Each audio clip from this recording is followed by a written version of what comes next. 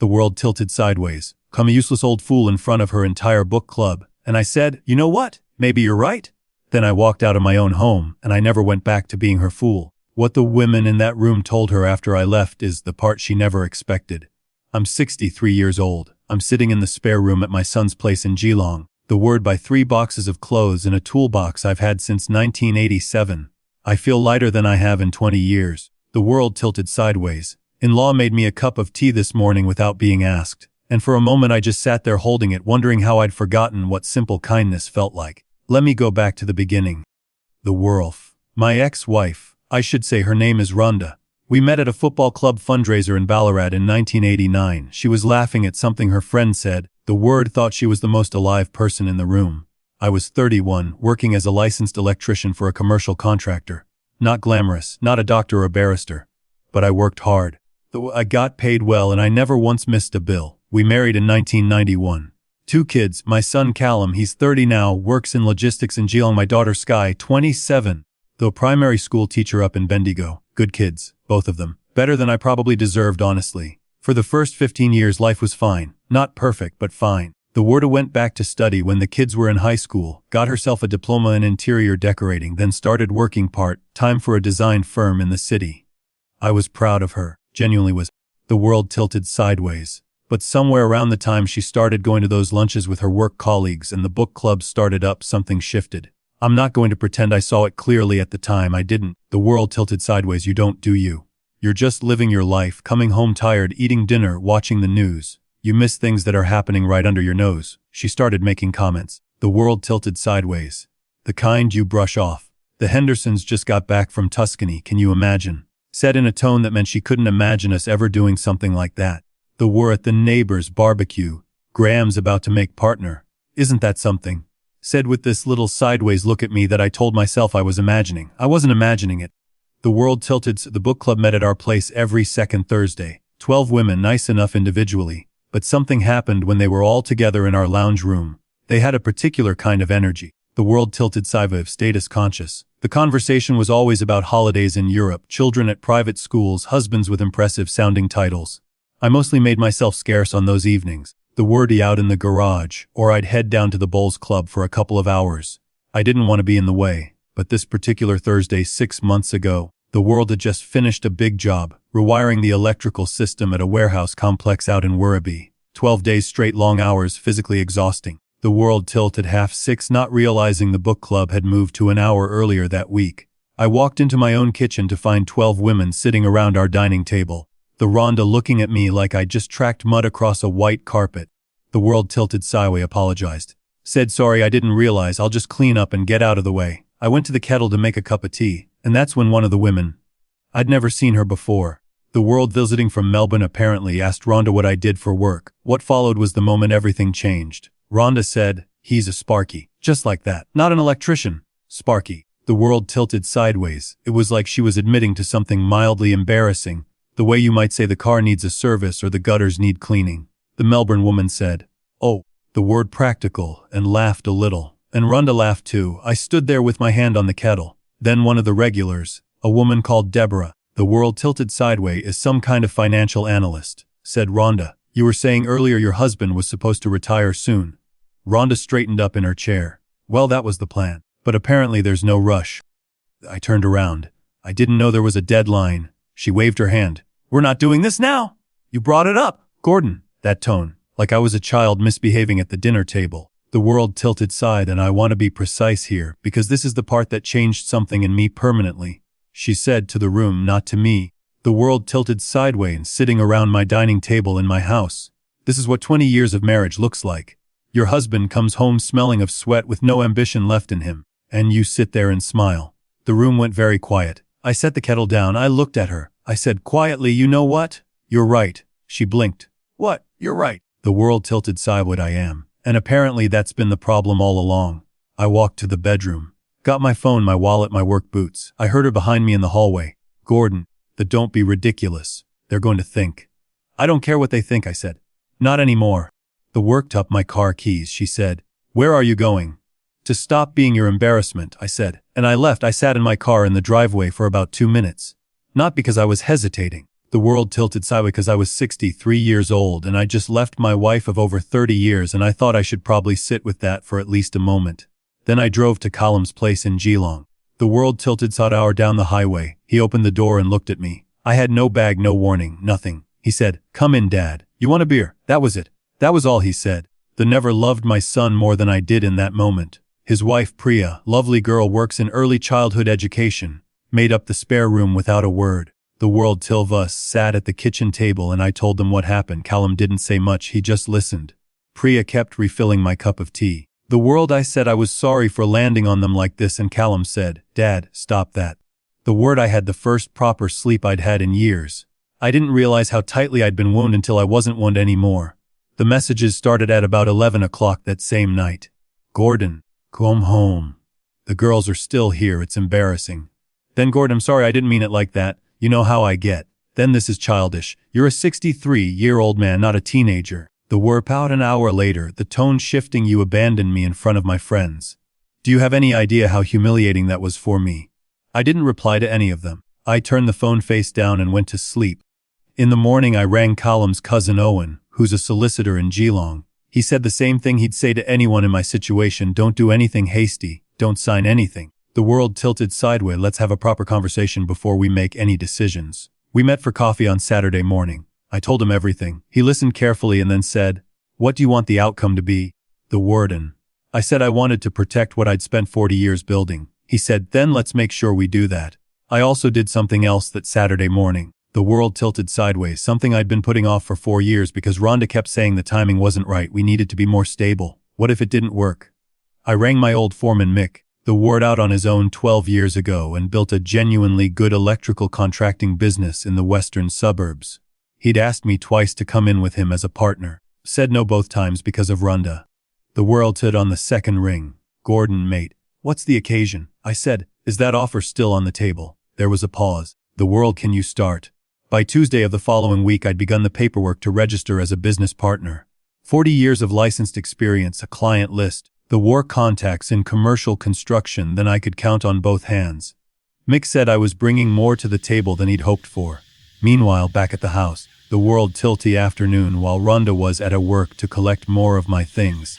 I had a legal right to be there. The property was in both our names. The world tilted says, and Owen had been very clear about that.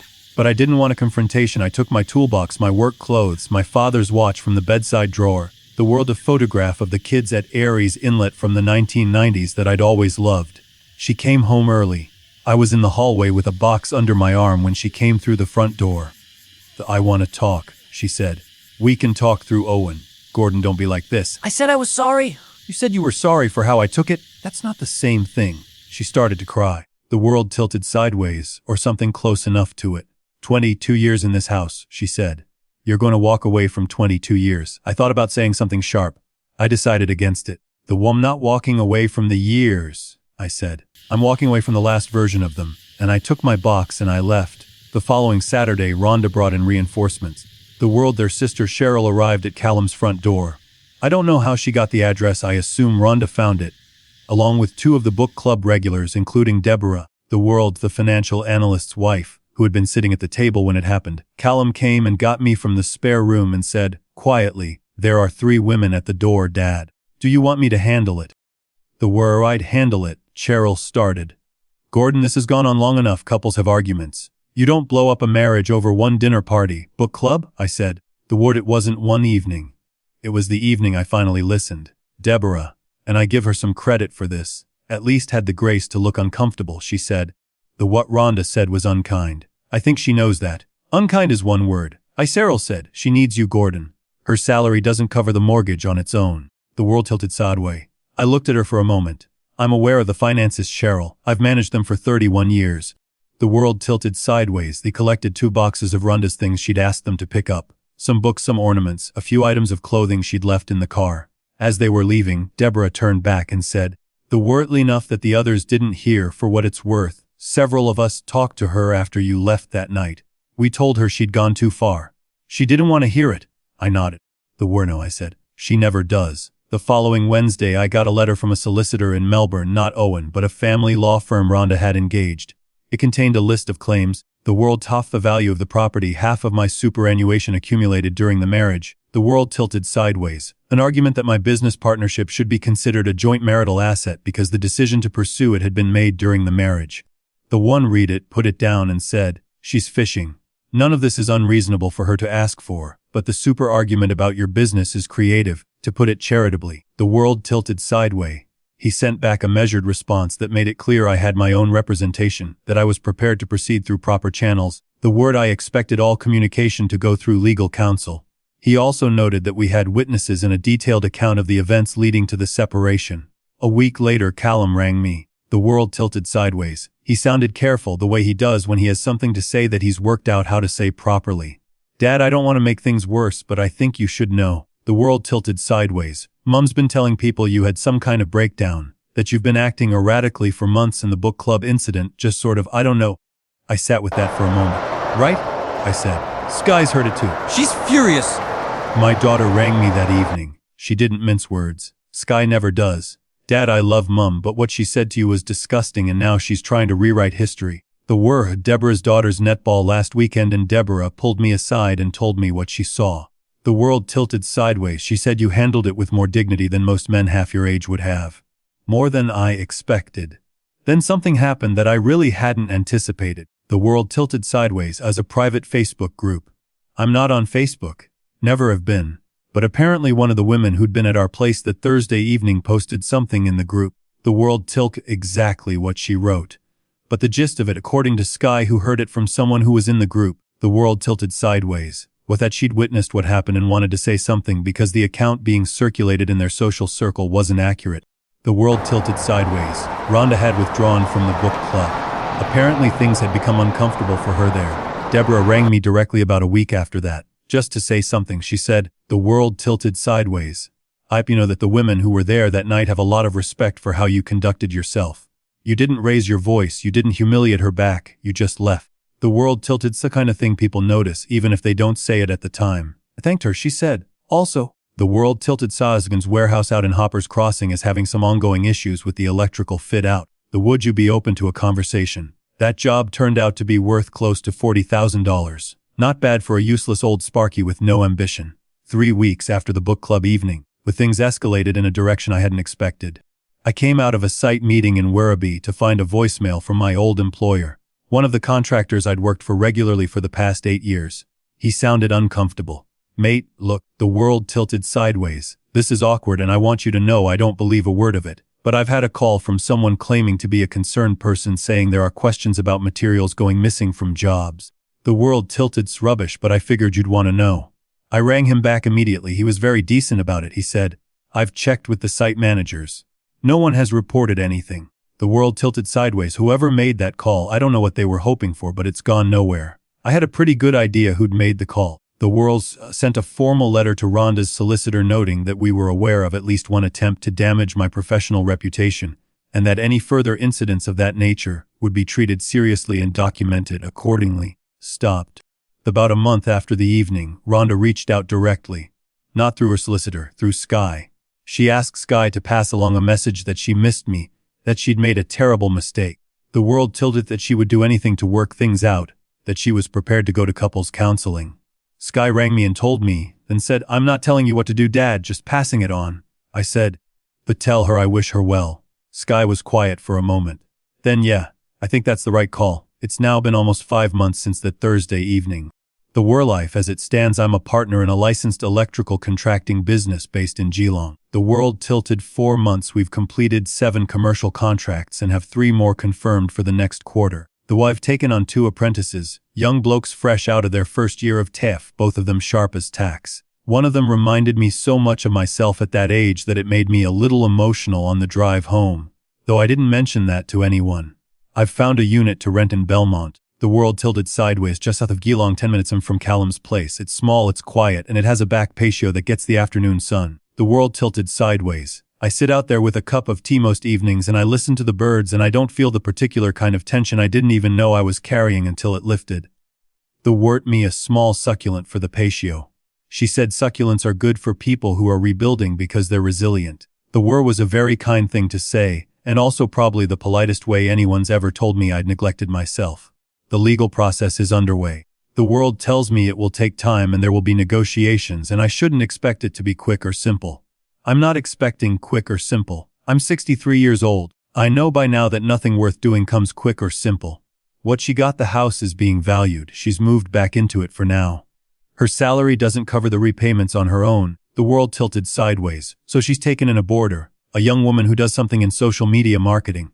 I heard this through Sky and I didn't feel the satisfaction I maybe thought I would. I just felt tired. The world till you feel tired when something that once mattered very much has finally stopped mattering. The world tilted sideways. She leased 4 years ago. That was always in her name, which I'd pointed out at the time was going to be a problem if the income ever changed. She's returned it. The world till she's driving a 12-year-old Hyundai now. I know because Callum saw it parked outside the house when he drove past. The were attempts at starting an interior decorating consultancy she'd been talking about for years haven't gone anywhere yet, from what I understand. I hope they do eventually. I genuinely mean that. The world tilted sideways. I hope she finds thing that makes her feel genuinely proud rather than looking sideways at other people to measure herself against them. That's a miserable way to live and I don't wish it on anyone. The word happened last week that I keep turning over in my mind. I ran into Deborah and her husband at a hardware store in Werribee. She introduced me to her husband, solid bloke. The world tilted sideways, shook my hand properly, and he said he'd heard about the work I'd done at their warehouse and was impressed. The world tilted told me how you handled the whole business, he said. Not a lot of men your age would have had the guts. I said I wasn't sure guts had much to do with it. I just had enough. He nodded slowly. The world times that's what guts is, he said. As we walked back to the car park, Deborah touched my arm briefly and said, for the record, Gordon, what she said that evening was unforgivable. The world tilted. Some of us in that room have talked about it more than once. We all knew exactly what kind of man was standing in that kitchen. She forgot for a moment, and you reminded her that forgetting had consequences. I thanked her and got in my car. Sat there for a bit before starting the engine. The world tilted sideways. I'll tell you what I've been thinking about since all of this happened. I've been thinking about the word worth. The world tilted cheers. I believed that my worth was something Rhonda helped determine. That if she seemed satisfied, I was enough. If she seemed disappointed, I wasn't. The world tilted sideways through that power so gradually that I didn't even notice it was gone until she used it in front of 12 strangers. But here's the thing, an electrician who shows up does the job properly. Who charges a fair price is worth something very real and very concrete. The lights come on, the warehouse runs. People's lives function. The world tilted sideways years making things work that other people depend on. The words, and at no point during those 40 years did the work become less important because someone in marketing didn't think it sounded impressive at a dinner party. I was never worthless. The world tilted sideways. I was just in the wrong room being measured by the wrong ruler. I got a text from an unknown number 2 weeks ago. I don't know for certain who sent it, but the wording was familiar. The world tilted side, and I know you won't believe this is genuine. But I want you to know I'm sorry. Not sorry for how you took it. Sorry for what I said. I knew it was cruel when I said it. The wordle to impress those women, and I made you pay for my own insecurity. That's something I have to live with. I hope you're doing well. I read it twice. The word, my phone in my pocket, and walked back out to the patio and picked up my cup of tea. I didn't reply. Some apologies you accept privately, inside yourself, without saying anything back. The world to chapters you close quietly without ceremony. There's no prize for being the most gracious person in a situation that caused you genuine pain. You're allowed to simply be done. The world me this morning to say we've just confirmed a contract for a new medical center in Torquay. It's the largest job we've taken on so far. I'll be running the project personally. The world tilted sideways. I'm a 63-year-old Sparky from Ballarat who walked out of his own kitchen with nothing but his keys and his dignity, and I've never felt more capable in my life. The work teaches you something. The world tilted sideways if you let it. When you rewire a building that's been running on a system that's gotten dangerous over time, you don't patch it. You strip it back to the studs, you lay new cable. You do it properly. The world tilted to last. You don't mourn the old wiring. You understand why it had to go. Some relationships are the same. Not every long marriage is worth saving. Some of them are worth ending carefully. The world tilted sideways, legally with your dignity still intact, so that the next chapter of your life runs on a clean circuit, with nothing hidden in the walls that's going to cause you trouble later. I'm not angry. I was for a while, but I'm not now. Anger is expensive and I've got a business to run. We're in a relationship where someone uses your worst moments to perform for an audience. Remember this, the audience eventually goes home. And when the room is empty, the world, you're still the one who kept the lights on.